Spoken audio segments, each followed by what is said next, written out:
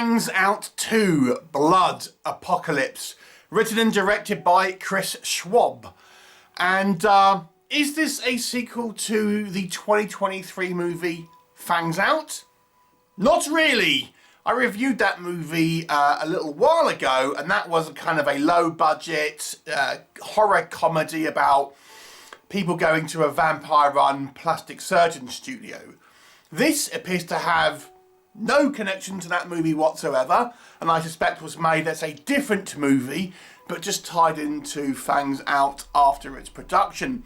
This actually is about the end of the world, and the vampires and humans have been fighting for years, and it appears the vampires have more or less won. The movie focuses on a group of survivors who are living in a sort of underground bunker, and they are all females, six women, four of which are the military, and I think two of which are scientists. And one day a male stranger washes up on their shores, and they bring him in, and you know, they're all kind of, they've been under there for a while and stuff, so most of them are kind of like excited to have this guy. Some of them are a little more suspicious. And in this bunker, they actually have one of the original vampires as a sort of, as a prisoner, I guess, and they're experimenting on her to try and figure out a way to kill this vampire menace. What will happen? You'll have to watch the movie and find out.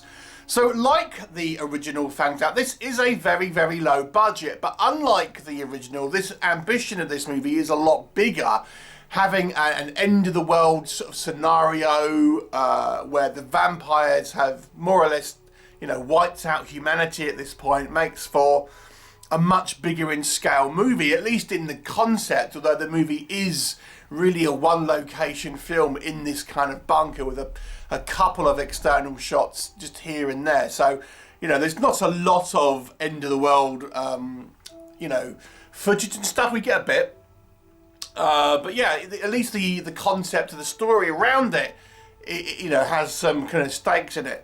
So that's my first positive here, is this really is a way to have a high-stakes movie, but have it in a kind of a lower budget sort of setting, and you know, work around your budget restrictions. So, you know, there is that, and it certainly tells you in, you know, flashbacks and some exposition about what's actually kind of gone on, and think, wow, you know, that's pretty heavy stuff. Unlike the first movie, the film is played more straight than the first movie. I won't say this is an absolute drama. I mean, it kind of feels like a porn film, I have to be honest with you, for a lot of this film, without actual porn, but that sort of the acting between the porn scenes, if you know what I mean. But it's not really a comedy as such, at the least. So, you know, but it is, as they say, there's a little bit of emotional depth in this movie. We do see some sequences showcasing the initial combat, and we learn that the vampires are kidnapping children, although we don't really know why. It never really actually explains why that was. But yeah, there's some sort of, you know, at least sort of attempt to have some emotional depth in this movie.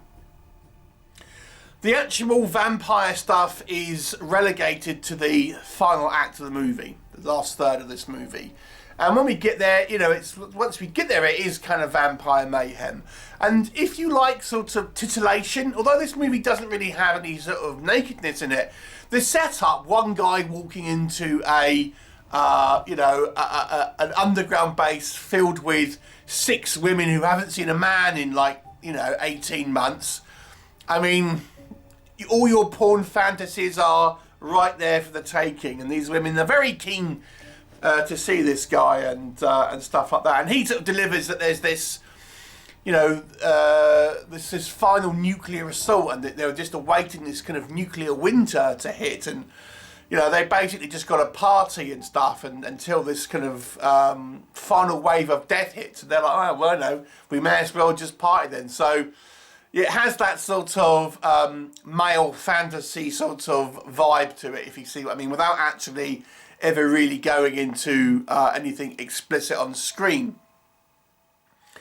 So there's that. There are a couple of scenes that I think are, especially for a low budget, are pretty impressive. There's this flashback sequence involving, I suppose, our main character, one of the scientists, and she is remembering the kind of the early days of the conflict, and we see her child has gone missing. Her brother phones her up, clearly kind of suicidal, though she doesn't pick up on it.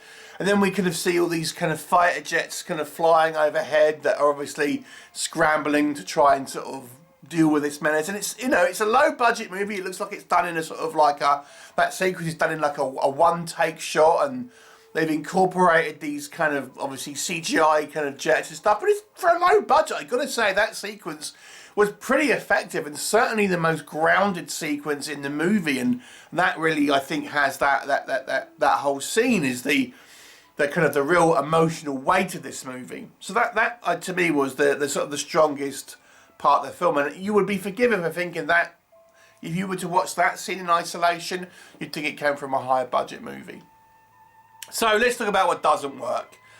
I mean, it's not exactly a realistic movie. Despite this movie moving away from the kind of the more comedic aspects of the first Fangs Out, it's still, it plays like a porn film. I can't really wrap it up any more than that. The first 2/3 of this movie are like the scenes between the shagging. And it really is. Our four military women, I mean, this is the loosest depiction of kind of a military personnel you'd ever see. Let me just put it like that. And it's pure male fantasy. It goes on for 2/3 of the movie, to be honest with you. And I got to say, I was like checking my phone and stuff, because it wasn't that interesting, to be honest with you. Like I say, we don't even get a look at the vampires until the last third of the movie. I have to be honest with you, when we do get there, I was kind of checked out of the movie, if I'm being honest. At that point, I had sort of lost interest really in sort of following the plot that closely. And I watched it all, but I kind of had mentally sort of checked out. The other issue that goes hand in hand with that is that it tries to incorporate all the vampire sort of character moments in that final act of the movie. And it's not a long film. I mean, we're probably talking 20 to 25 minutes, you know, and we have this kind of vampire queen, and she's not really a character because she doesn't get enough screen time, and she doesn't get enough of a actual character herself. So we never learn like the vampire point of view, if that makes sense. They always sort of seem at sort of at arm's length, and it's unclear about how the vampires work in this world, because we see one, for example, and we're not talking about the vampire, we're talking about other vampires, so human turned into vampires, seem to be completely kind of cognizant and have reasoning, and it's able to sort of make rational decisions. But we see others that are more bestial and acting on instinct, and there's no explanation about why there's that delineation. There just is. And again, it's just because all of the vampire stuff is truncated into 1/3 of the movie. It isn't particularly a gory film when we can get to that point, and I have to be honest with you, some of the sort of the look of the vampires, it kind of looks like a porn film. You know, it kind of looks like a porn film. The acting is mixed. Our main sort of scientist, well, there's two sort of scientist characters who I think probably do the best job here. Probably, they have the most grounded roles. The military women, like I say, they're not written to be particularly kind of realistic, I don't think, and they don't act particularly realistic. They act like strippers, is the best way I'd describe it. And they're kind of, you know, that's how it plays out. There's There's a little bit, well, there's a scene where there's some gross insubordination, and it's just never addressed. It's never really kind of spoken about by anyone, and it you know, it's just kind of like, well, whatever. The guy, I think, does an okay job, but again, he's what happens to him and how he is treated, particularly by one of the scientists who is meant to be our protagonist. You're thinking, seriously, would you honestly do that? I mean, you have a suspension of disbelief, but you're thinking, the whole point of you being here is the secret project. Man, you know. So, the movie has a real scattershot tone. Some stuff it takes seriously.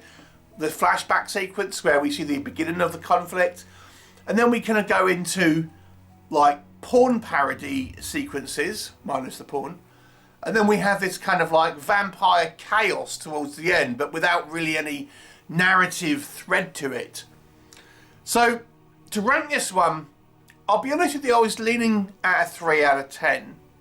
But the sequence that has that flashback sequence with the early days of the conflict, I will give it extra point for, because I do think that was quite a strong sequence. So for me, it's a 4 out of 10, which is what I think I ranked the original Fangs out, but it's a very different movie.